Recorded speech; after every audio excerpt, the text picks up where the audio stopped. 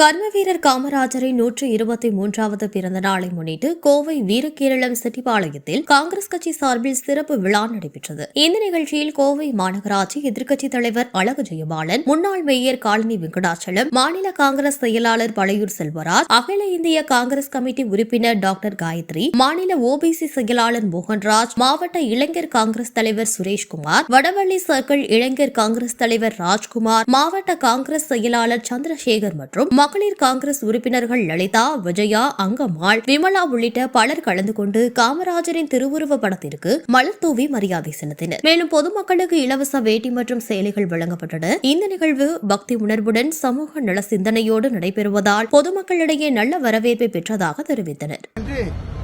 எல்லோரும் என்னிடத்தில் கேட்டார்கள். நான் அந்த கோப்புகளை எல்லாம் கட்டி எடுத்து அது உடனடியாக மாமன்றத்திலே அனைவருடைய மாமன்ற உறுப்பினர், அனைத்து கட்சி சார்ந்தவர்கள் அனைவருடைய ஒப்புதலோடு எல்லோரும் மக்கள் பார்த்து செல்ல வேண்டும். இந்த இடத்தை எந்த இடத்தில் வைக்கலாம் என்று எங்காவது ஒரு மூலையில் வைத்தால் பார்க்க மாட்டார்கள். எல்லா மக்களும் இங்கிருந்து கூடலூர் வரைக்கும், இங்கிருந்து கொச்சின் வரைக்கும், இந்த சைடு மெட்ராஸ், டெல்லி வரைக்கும் இப்படி பல இடங்களுக்கு செல்லுகின்றவர்கள் பார்த்து வணக்கத்தை செலுத்த வேண்டும் என்று ஒரு இடத்தில் இந்த இடத்தை நான் அனுமதி கொடுத்தேன். நன்றி.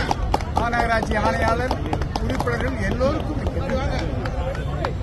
தலைவர் காமராஜர் ஐயாவின் இந்த சிறப்பான இந்த நன்னாளை, இந்த நாள் மீண்டும் வராதா என ஏங்கக்கூடிய ஒரு நாள் தான் இந்நாள். இன்று இந்தியா மோடியின் அரசாங்கத்தினால் மிகவும் அழிவு பாதையை நோக்கி சென்று கொண்டிருக்கிறது. மிகவும் வருத்தமாக இருக்கின்றது. இச்சூழ்நிலையில் களத்தில் உயிரை கொடுக்கக்கூடிய உண்மையான விசுவாசியான காங்கிரஸ் உயிர்கள், நெஞ்சங்கள் இன்றும் இங்கு உயிரோட்டமாக இருக்கின்றோம். மூளை முக்கு எடுக்கு எங்கு பார்த்தாலும் காங்கிரஸ் கட்சியின் உண்மையான உணர்ச்சி பூர்வமான அத்துணை உயிர்களும் இன்று உயிரோட்டமாக மீண்டும் காங்கிரஸை தமிழகத்தில் ஆட்சியில் அமர வைப்போம் என்று இந்நன்னாளில் சபதம் எடுக்கின்றோம்.